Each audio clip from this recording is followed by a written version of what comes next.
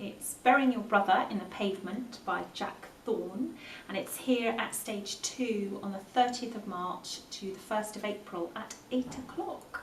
It's a funny, poignant play about a young lad who goes on a journey after his brother, who he wasn't very close to at all, dies.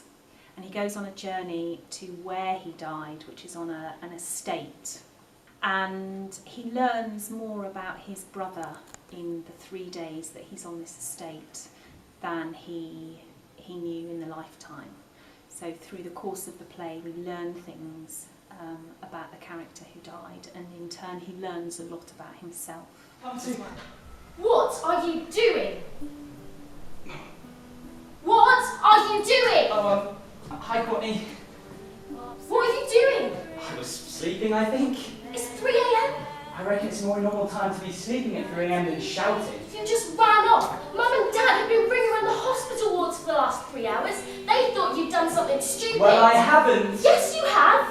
Luke's funeral, and you pulled this stunt.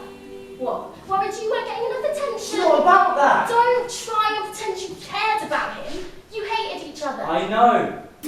So why are you here? I don't know. It's quite challenging, but it's a play written for the age group that are performing it. So it was years ago, it was part of the National Theatre Connections Festival. So it's written very much for the age group, sort of 16 to 20-year-olds. There are lots of things to tackle: sexuality, love, friendship, family,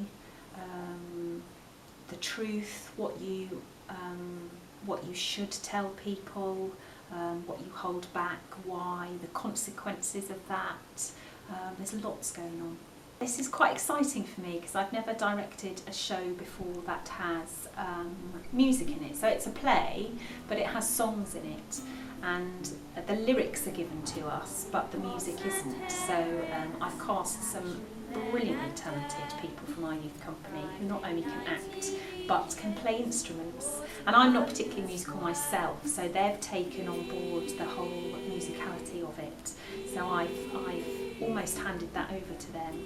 So we've got actor musicians on stage, we've got guitars and flutes and saxophone,